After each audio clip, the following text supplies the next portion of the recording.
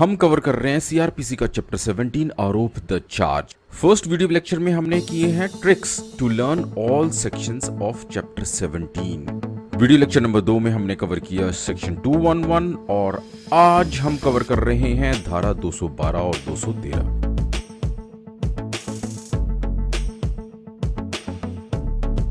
Chapter 17 के part 2 में हम धारा 211 को कवर कर चुके हैं, जिसके 7 पार्ट्स हैं। आज थोड़ा सा रिवाइज कर लेते हैं इसको।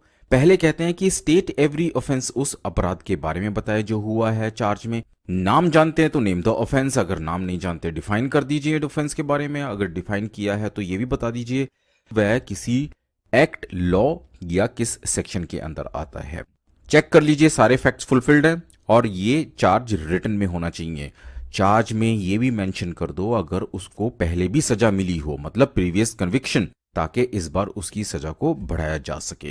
अब आज हम कवर करेंगे सेक्शन 212। इसके 2 पार्ट्स हैं, TPP time place and person और ग्रॉस सम या property. Let's cover it in detail. धारा 212 particulars as to time place and person, समय, स्थान और व्यक्ति के बारे में विशिष्टियां। पहले इंग्लिश में कवर कर लेते हैं। सबसेक्शन 1 ऑफ सेक्शन 212 कहता है कि the charge shall contain such particulars as to time and place of the alleged offence and the person if any against whom or the thing if any in respect of which it was committed as are reasonably sufficient to give the accused notice of the matter with which he is charged। अब इसकी Hindi translation cover कर लेते हैं। उपधारा 1 धारा 212 की ये हमें बताता है कि अभिकथित अपराध के समय और स्थान के बारे में और जिस व्यक्ति के यदि कोई हो विरुद्ध अथवा जिस वस्तु के यदि कोई हो विषय में वह अपराध किया गया, उस व्यक्ति या वस्तु के बारे में ऐसी विशिष्टियां जैसी अभियुक्त को उस बात की जिसका उस पर आरोप है सूचना देने के लिए उचित रूप से पर्याप्त है, आरोप में अंतर्विष्ट होगी। सिंपल भाषा में बताएं तो आरोप पत्र में जो चार्ज होता है उसमें अपराध किए गए समय, स्थान और व्यक्ति अगर कोई हो या चीज अगर कोई हो तो उसके बारे में दर्शाया जाए, बताया जाए। किस लिए यहां पे बोला है reasonable sufficient to give the accused notice of the matter with which he is charged, मतलब भाई जिसके ऊपर आरोप लग रहा है उसको अच्छी तरह से मालूम चल जाए कि जो अपराध आरोप पत्र में बताया गया है कि उस समय उस जगह पर उसने किया है या नहीं।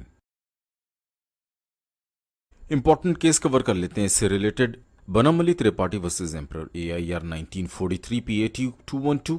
इस केस में कहा गया था कि where it is impossible to specify the particular date on which the offence was committed, मतलब जहां पर ये संभव ना हो कि किस तारीख को अपराध किया गया था, तब ऐसी स्थिति में क्या किया जा सकता है चार्ज में लिखते हुए। It will be sufficient to state 2 date between which the offence was committed, मतलब ये दर्शाया जा सकता है कि 20 या 21 तारीख को यह अपराध हुआ था, जनवरी 2002। धारा 212 से रिलेटेड एक और केस कवर कर लेते हैं।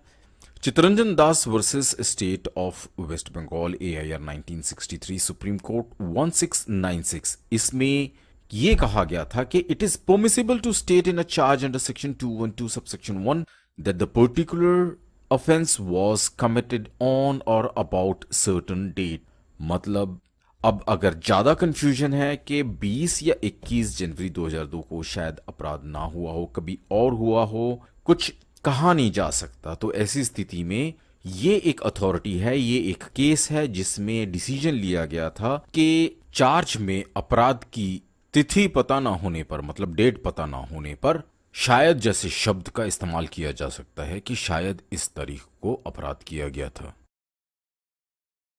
सेक्शन 212 का second point subsection 2, when the accused is charged with, जब अभियुक्त पर किस चीज का आरोप लगा हो, क्रिमिनल ब्रीच ऑफ ट्रस्ट या डिसऑनेस्ट मिसअप्रोप्रिएशन ऑफ मनी और या अदर मूवेबल प्रॉपर्टी, इन तीनों ही आपराधिक गतिविधि से संबंधित सिर्फ एक रकम के बारे में बता देना ही काफी होगा। It shall be sufficient to specify the gross sum, और आगे सेक्शन बताता है कि as the case may be describe the movable property in respect of which the offence is alleged to have been committed, या फिर उस संपत्ति से संबंधित बता दीजिए जिसके ऊपर या जिसके कारण अपराध हुआ है। And the dates between which the offence is alleged to have been committed, और इसके साथ साथ उस तारीख के बारे में भी बताएं जब ये अपराध हुआ हो, विदाउट स्पेसिफाइंग पर्टिकुलर आइटम और एग्जैक्ट डेट्स। आगे सेक्शन हमें बताता है कि जरूरी नहीं है जिस संपत्ति के संबंधित अपराध हुआ है उसके बारे में बिल्कुल स्पेसिफिक, बिल्कुल सटीक जानकारी दी जाए, और एग्जैक्ट डेट बताने की भी जरूरत नहीं है। आगे सेक्शन कहता है कि and the charge so framed shall be deemed to be a charge of one offence within the meaning of section 219। अगर चार्ज में ये तीनों ही बातें लिखी गई हों कि criminal breach of trust, dishonest misappropriation of money और मूवेबल प्रॉपर्टी सबसे संबंधित अपराध हुआ है, तो इसको एक ही माना जाएगा जो सेक्शन 219 में भी दर्शाया गया है। सेक्शन में एक कंडीशन दी गई है, provided that the time included between the first and last of such date shall not exceed 1 year. मतलब अगर हम अंदाजा बताते हैं कि मैं 1 महीने के लिए घर से बाहर था तो पीछे से चोरी हो गई या किसी ने घपला कर दिया, तो तारीख जो है ऑब्वियसली उस महीने के अंदर ही बताई जाएगी कि शायद 1 तारीख से 30 तारीख तक इस महीने में हो सकता है कि अपराध हुआ हो। लेकिन इतना लंबा नहीं खींच सकते कि भाई मैं 2 साल के लिए बाहर गया था तो शायद इन 2 साल में नहीं, सिर्फ 1 साल के अंदर अंदर उस तारीख का बताना जरूरी होगा। इससे संबंधित एक केस कवर कर लेते हैं, वजीर Singh versus emperor, AIR 1942 OUDH 89। It was held that subsection 2 of section 212 was primarily enacted so that the persons who showed a deficiency in the accounts with which they were entrusted could be convicted of criminal misappropriation even when it could not be shown that they had misappropriated any specified sum। बहुत ही अच्छी चीज बताता है कि उपधारा 2 या subsection 2 of section 212 इसीलिए बनाया गया था क्योंकि अकाउंट्स, हिसाब किताब या बैंकिंग सेक्टर में कई बार ऐसा होता है कि अपराध से संबंधित हम एक सटीक, एक स्पेसिफाइक सम नहीं बता सकते हैं कि इतने पैसे का घपला हुआ है, और ऐसी स्थिति में चार्ज को तैयार किया जा सकता है कि शायद इतनी रकम का घपला हुआ है। That's it. I hope section 212 is very clear. जो स्टूडेंट्स इसकी हिंदी ट्रांसलेशन चाहते हैं वो ये स्क्रीन के सामने है, आप खुद पढ़ सकते हैं।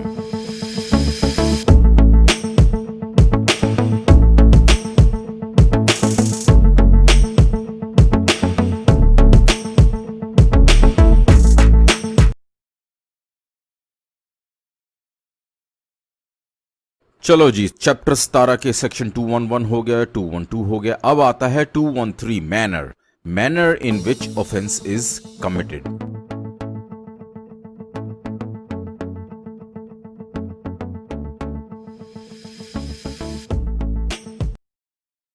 सेक्शन 213 इन्फॉर्म करता है when manner of committing offence must be stated, मतलब अपराध करने की रीति या जो तरीका है वह कब दर्शाया जाना चाहिए, कब बताया जाना चाहिए चार्ज के अंदर।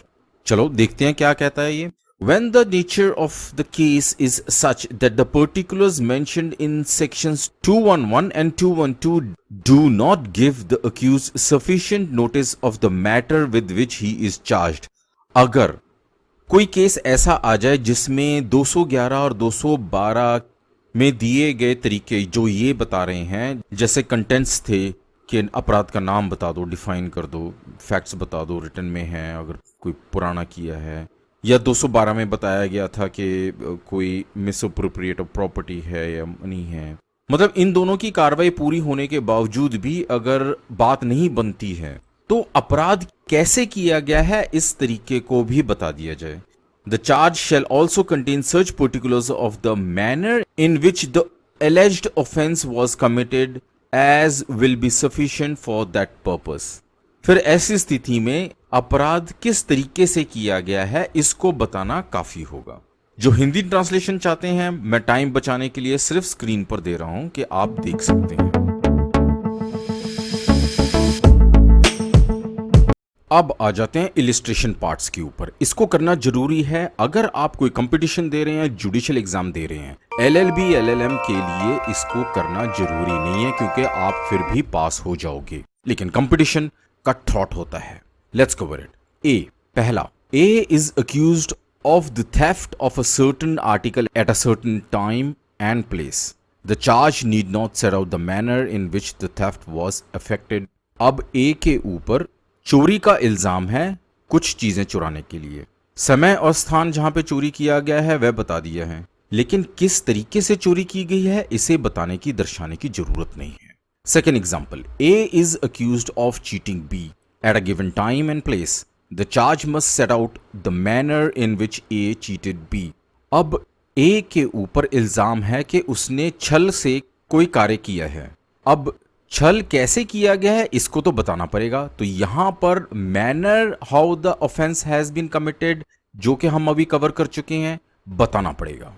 Third example, A is accused of giving false evidence at a given time and place.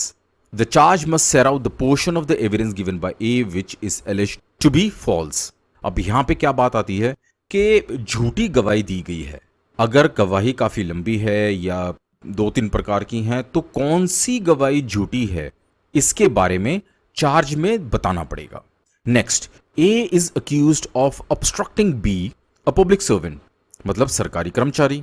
obstructing मतलब बाधा डाली है उसके सरकारी काम में। In the discharge of his public functions at a given time and place, कहाँ बाधा डाली है, किस जगह पे बाधा डाली है सरकारी काम में, ये चार्ज में बताना पड़ेगा। The charge must set out the manner in which A obstructed B in the discharge of his functionings. और इस तरीके को, इस रीति को भी बताना पड़ेगा कि किस तरीके से उसने उसको रोका, तभी तो पता चलेगा ना कि भाई बाधा कैसे डाली थी। I hope you understand this point. Next, A is accused of murder of B at a given time and place. अब A के ऊपर इल्जाम है कि उसने B का मर्डर किया है फलाने टाइम और फलानी जगह पर। अब चार्ज में इसको कैसे मर्डर किया है बताने की जरूरत नहीं है। The charge need not state the manner in which A murdered B, क्योंकि स्पष्ट तरीके से ही बात की गई है कि ए ने बी का मर्डर किया। Next, A is accused of disobeying a direction of the law with intent to save B from punishment. अब ए के ऊपर इल्जाम है कि उसने जो कानूनी निर्देश हैं उसकी उल्लंघना की है ताकि बी को सजा ना मिल सके। ये है example. The charge must set out the disobedience charged and the law इन्फ्रिंज्ड।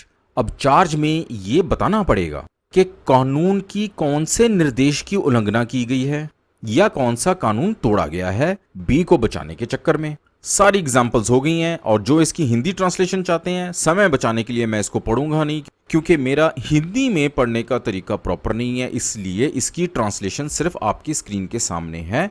जो ट्रांसलेशन चाहते हैं वो देख सकते हैं।